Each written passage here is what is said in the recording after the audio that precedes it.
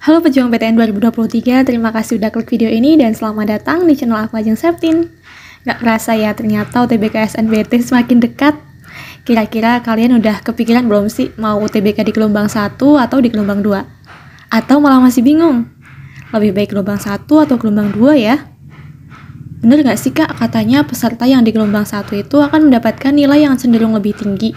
Karena semakin sedikit yang bisa menjawab soal, semakin tinggi juga nilai soalnya.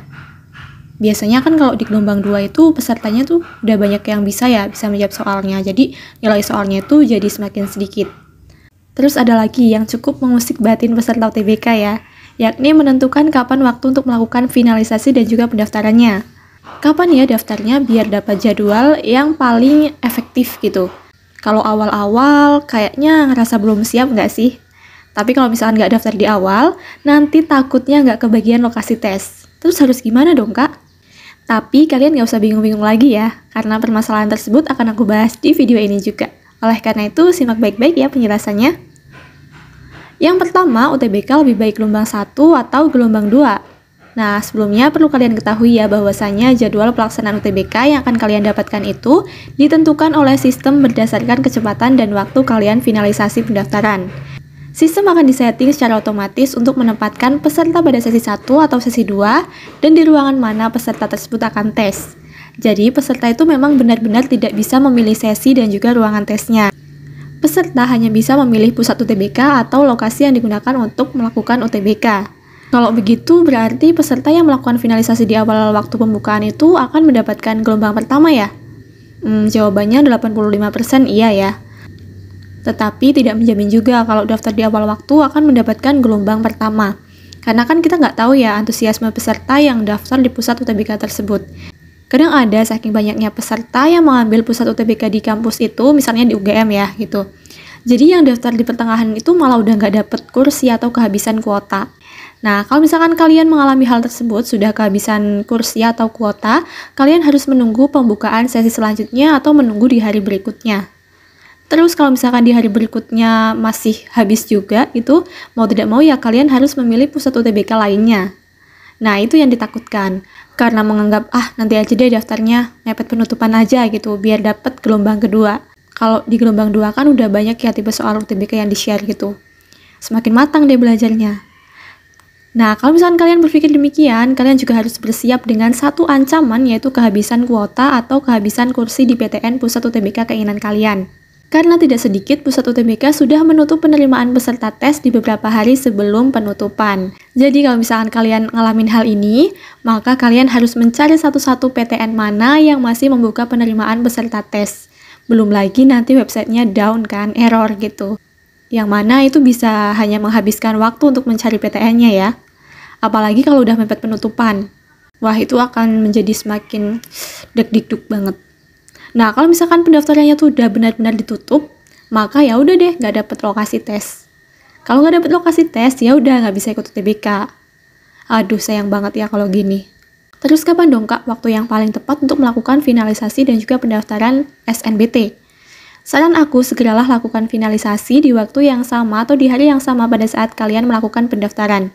Jadi daftar, ngisi-ngisi berkas, ngisi pilihan prodi, terus cek kebenarannya ya, jangan lupa itu.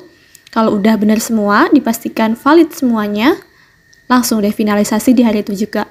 Karena kalau misalkan nanti-nanti, mungkin kalian nanti akan dibuat sewot dengan websitenya yang akan sering banget error. Nah ini aku kasih tahu ya, berdasarkan pengalaman tahun-tahun lalu, dari aku yang ngalamin sendiri, sampai ada peserta UTBK, banyak peserta UTBK itu yang nge-DM ke aku, mereka tuh dibuat kesel gitu, karena websitenya itu sering banget error. Misalkan lagi ngisi apa itu langsung nanti nggak bisa diakses lagi, itu tentunya bikin kesabaran yang setipis tisu itu meledak-ledak gak sih?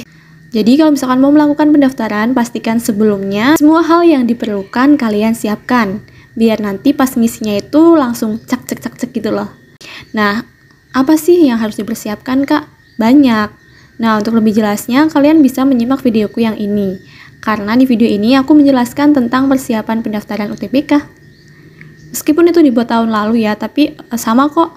Karena hanya beda istilah aja, kayak misalkan SBMPTN jadinya SNBT, kalau UTBK sama ya. Terus LTMPT jadi BP3. Dan juga ada beberapa aturan yang berubah, seperti misalnya kalau dulu itu nggak boleh lintas jurusan. Jadi kalau anak IPA itu harus ngambilnya yang saintek, dan yang IPS atau yang bahasa itu ngambilnya yang soshum. Disarankan seperti itu. Tapi kalau misalkan sekarang itu malah boleh gitu. IPA boleh ngambil soshum, IPS boleh ngambil saintek dengan catatan bertanggung jawab. Oke, kembali lagi ke persiapannya. Jadi kalian tuh harus menyiapkan semua yang akan diupload. Aku saranin daftarnya di rumah ya, karena nanti ada beberapa pengisian terkait informasi dari kedua orang tua kalian. Kayak misalnya penghasilan gitu kan. Nah, pastikan juga sinyalnya juga stabil.